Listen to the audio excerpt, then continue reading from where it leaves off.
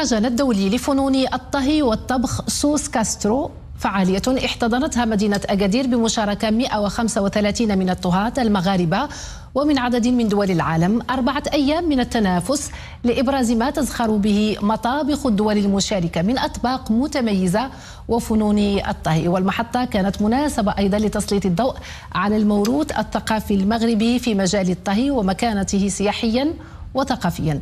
الحجب تامك، ياسين مرافق وأسماء تازي.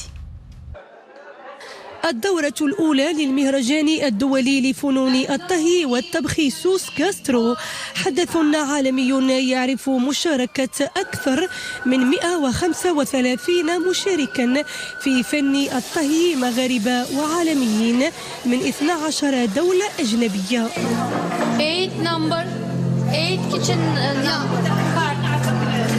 نظموا هذا المهرجان هذا في نسخته الأولى اللي تنتمنوا يتطور من أحسن إلى أحسن، ونظهروا من خلاله القيمة ديال الشيفات المغاربة والقيمة الطهوية المغربية والموروث الثقافي المغربي، لأن كما تنعرفوا الآن أن المجال الطهوي هو أصبح كقوة ناعمة في تطوير المجال الاقتصادي والمجال السياحي، واصبح لبنة اساسيه في بناء الصرح الاقتصادي ديال جميع الدول.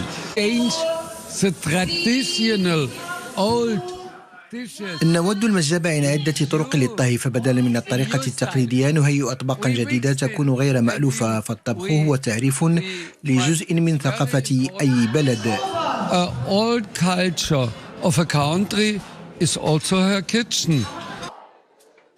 المهرجان تضمن مسابقات في الطبخ والحلويات وورشات تكوينية وعروض لبعض الطهاة العالميين، والهدف تبادل الخبرات حول آخر المستجدات والتقنيات في مجال فنون الطهي والتعريف بالطبخ المغربي ومميزاته.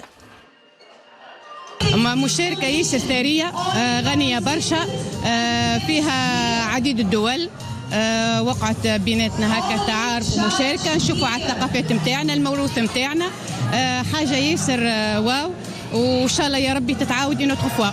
ان شاء الله غادي نشارك بموروث مغربي ان شاء الله بسطيله ديال اللحم، وفرحانه بزاف بانني غادي ندوز قدام واحد مجموعه ديال لي شاف اللي هما من اكبر لي شاف اللي كاينين في العالم تبارك الله، ونتمنى ان الطبق ديالي يعجبهم. المهرجان تواصلت فعاليته على مدى 4 أيام بمدينة أكادير لإبراز التراث الثقافي بمنطقة سوس بشكل خاص والتراث المغربي بشكل عام في مجال فن الطبخ.